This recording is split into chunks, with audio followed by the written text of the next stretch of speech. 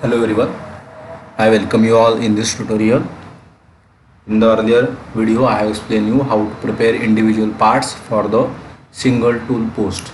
Okay, and we will see how to assemble those parts for the single tool post in this video. So already we have prepared these parts. That is nothing but the first part is post, then this block is there, then next portion is this ring, then wedge, and final part is screw. So as we have seen, these are nothing but this is the assembly, final assembly. Okay, so if you observe this figure, whenever the actual tool post is placed on the part or machine, okay, so this cylindrical portion ring is on the upper side, okay, and block will go inside this.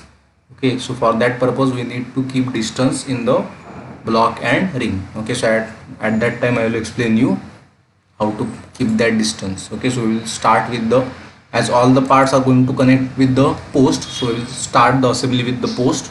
So first of all, this part is movable, so first position or first movement is we need to ground this portion or component. Okay, so just right click on the component and select the ground option.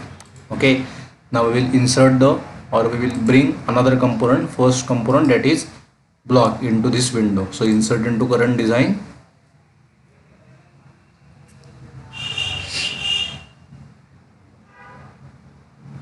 It will take some time to load that component into current window.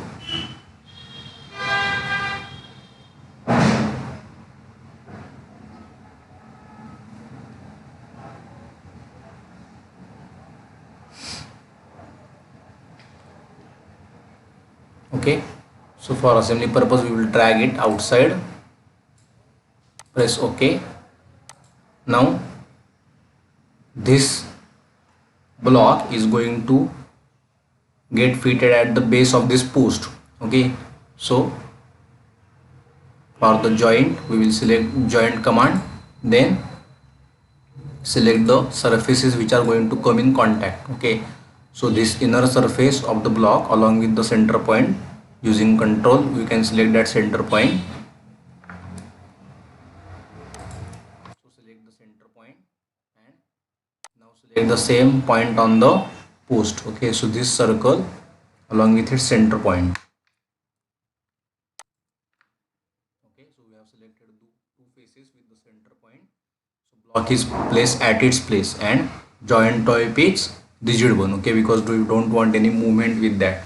Okay, so we have assembled the one first component.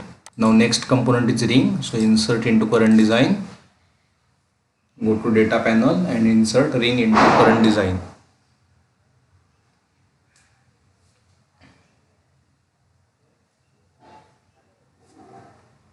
Okay, so press OK. Now we want to insert this ring on the post. Okay, so for that purpose again go to joint command, select this with the base circle center point,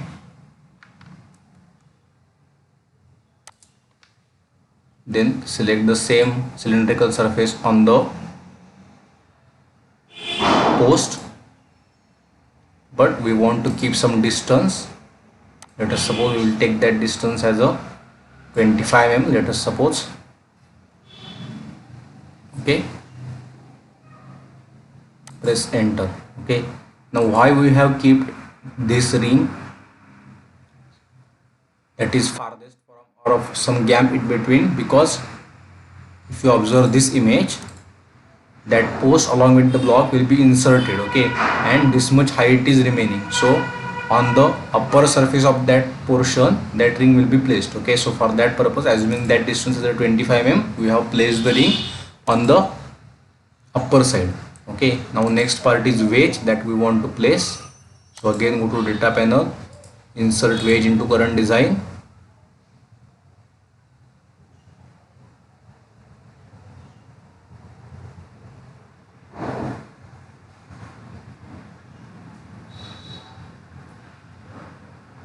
Okay, Now what we will do, instead of just dragging it, we will place the that wedge at its position, okay, and then we will provide the joint. Okay, I will explain you why we have done like this.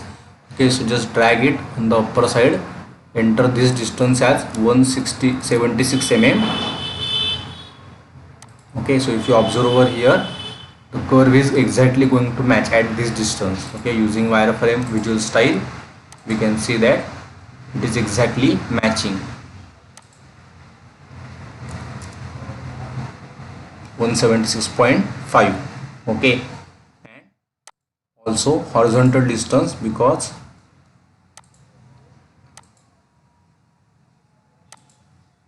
if you observe, this wedge should be exactly in this rectangular slot. Okay, so for that purpose, again drag this distance by -10.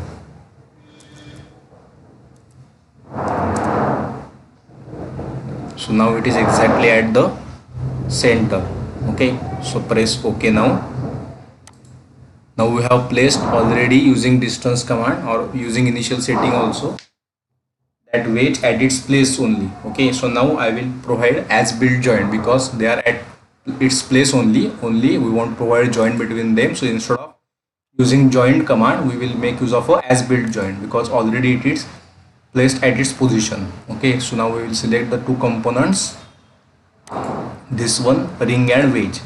Okay, and revolve it is the joint type.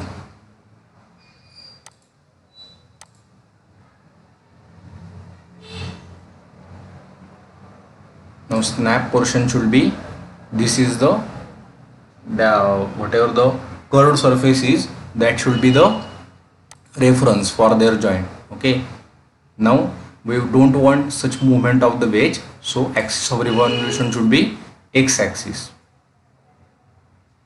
Okay, so by completing this joint, I will show you how I have prepared that. So wedge is provided for adjusting the height. Okay, so now if you observe from this view, so if I place the cutting tool on this side, so this is nothing but whatever, this will be the height of the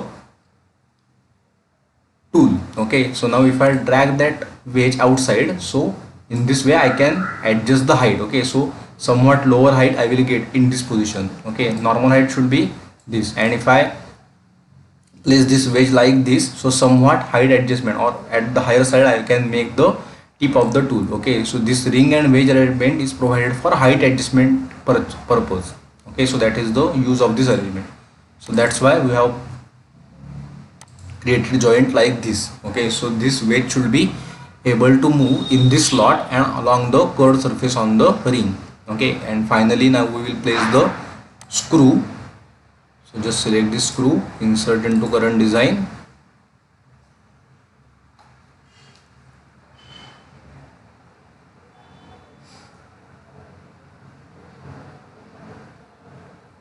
We will just drag it outside,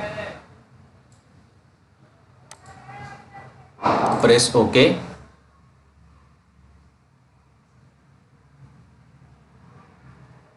Now we will provide joint between them. So assemble, joint. So select this vertical cylindrical portion of the screw that should be in contact with this vertical portion along with its center point. So pressing control, select the center point.